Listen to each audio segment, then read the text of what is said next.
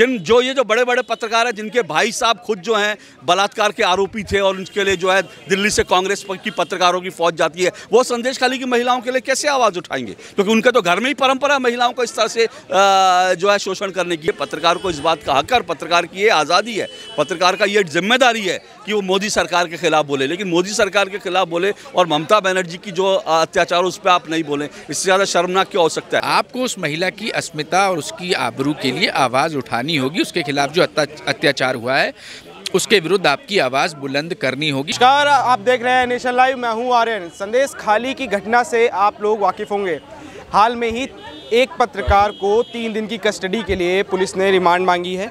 हमारे साथ पत्रकार साहब हैं। सर, जो संदेशखाली में हुआ, बंगाल में हुआ, जो विपक्ष लगातार ये कहता है कि देश की मीडिया गोदी मीडिया हो गई और देश में लोकतंत्र खत्म हो रहा है, और आज वही विपक्ष जहाँ पे ममता दीदी वहाँ की सीएम है और वहाँ पे पत्रकार को गिरफ्तार करके 3 दिन की रिमांड मांगी जा रही है। आपने जो कहा, जरा जो लोग इस देश में मीडिया के एक हिस्से को गोदी मीडिया कहते हैं, ज़रा संदेशखाली पर उनकी वीडियोस देखिए, संदेशखाली पर उनके ट्वीट देखिए, संदेशखाली में जो पत्रकार की गिरफ्तारी उस पर ज़रा देखिए। वो आपको लगेगा वो पिद्दी पत्रकार हैं, वो सिर्फ कुत्ते के बिस्किट खाने वाले, राहुल गांधी के जो डॉगी है उनके बिस्किट खाने वाले पत्रकार हैं। क्योंकि इससे ज़्यादा शर्मनाक हो नहीं सकता अगर आप संदेशखाली में जो महिलाएँ रो रो कर कह रही हैं कि टीएमसी के गुंडे उनके घर आते हैं, उनके घर में आकर बहू बेटियों को चुनते हैं। ये हमने सिर्फ अब तक फिल्मों में देखा था कि फिल्मों में इस तरह का आतंक होता है। संदेशखाली में वास्तव में ज़मीन पर ऐसा आतंक हो रहा है, और ऐसे आतंक के खिलाफ अगर आप नहीं बोलते हैं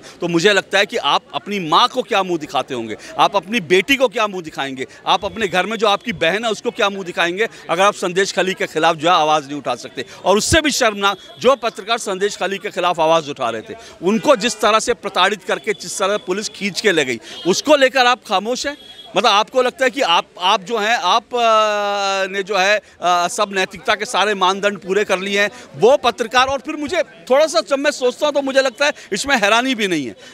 ये जो बड़े बड़े पत्रकार हैं जिनके भाई साहब खुद जो हैं बलात्कार के आरोपी थे और उनके लिए जो है दिल्ली से कांग्रेस की पत्रकारों की फौज जाती है, वो संदेशखाली की महिलाओं के लिए कैसे आवाज़ उठाएंगे? क्योंकि उनके तो घर में ही परंपरा है महिलाओं को इस तरह से जो है शोषण करने की। तो इसलिए मुझे लगता है शेख शाहजहाँ के ऊपर वो खामोश है, शेख शाहजहाँ के खिलाफ वो नहीं बोलते, और जो पत्रकार की गिरफ्तारी है उसके खिलाफ नहीं बोलते। लेकिन मुझे लगता है इसके खिलाफ सबको मिलकर आवाज़ उठानी पड़ेगी, क्योंकि आज उधर गिरफ्तारी हुई है, कल को कहीं और होगी। विपक्ष प्रेस फ्रीडम की बात करता है, कहता है जब से मोदी जी आए हैं तब से प्रेस फ्रीडम कम होती जा रही है, निचले स्तर पे जा रही है। और वहीं पे क्या नाम, जहाँ पे विपक्ष की सरकारें हैं वहाँ पे कभी एक बार मनीष कश्यप को गिरफ्तार किया जाता है, उन पर एनएसए लगती है।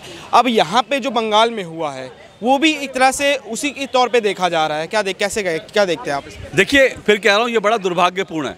अगर नरेंद्र मोदी किसी पत्रकार को परेशान कर रहा है, आप आवाज़ उठाइए, हम लोग तो साथ खड़े हैं। किसी पत्रकार को अगर मोदी सरकार परेशान करेगी, आप आवाज़ उठाइए ना। लेकिन होता क्या है, दिक्कत यह है कि अगर इस देश में कोई मीडिया हाउस कहीं बाहर से फंडिंग ले रहा है, उसकी फंडिंग पे भी सवाल उठ जाता है, और उसके ऊपर अगर ईडी कार्रवाई कर देती है तो इसी प्रेस क्लब में सब लोग आके जो है धरना प्रदर्शन करते हैं, बोलते हैं। लेकिन यहाँ पर संदेशखाली की महिलाओं के खिलाफ आवाज़ उठाने पर भी वहाँ पर कोई आवाज़ नहीं उठा रहे, और उस पत्रकार की गिरफ्तारी की। तो ये डबल स्टैंडर्ड क्यों?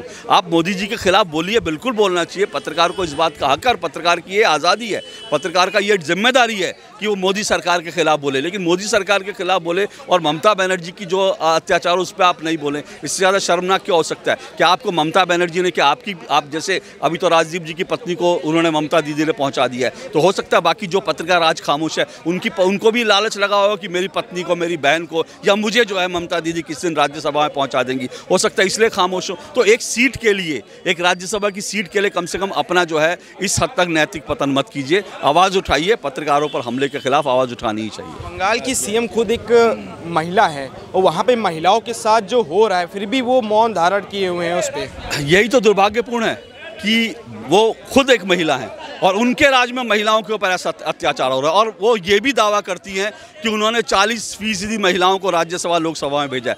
तो आप 40% महिलाओं को अगर आपने भेजा तो कम से कम आप महिलाओं को सुरक्षा तो दीजिए, आप 40% को टिकट मत दीजिए, लेकिन अपने राज्य में कम से कम महिलाओं को सुरक्षा दे दीजिए, इतना ही गनीमत है। बहुत बहुत शुक्रिया सर। कैसे आप देख रहे हैं, मतलब कि 3 दिनों की कस्टडी मांगी गई है पत्रकार की, जो वहाँ पे घटना हुई उसकी एक निष्पक्ष रिपोर्टिंग करने गए थे।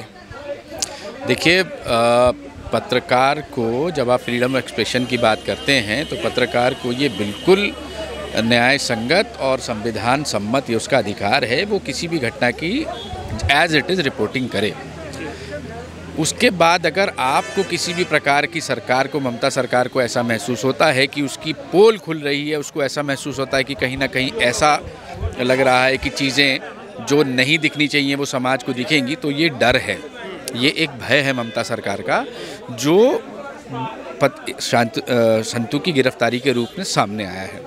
जब मणिपुर में घटना होती है तब विपक्ष बहुत हल्ला उड़ करता है कि मीडिया क्यों नहीं दिखा रही है, मीडिया क्यों नहीं दिखाई, जबकि उस समय जो मीडिया थी वो उधर का भी दिखाई थी, बाकी भी घटनाएं दिखाई जाए। लेकिन जब संदेश खली पे ये सब होता है तब विपक्ष कहाँ मौन हो जाता है, क्यों मौन हो जाता है? देखिए, ये बहुत इस पे बार बार ये बात करी जाती है कि आप सेलेक्टिव आउटरीच मत करिए।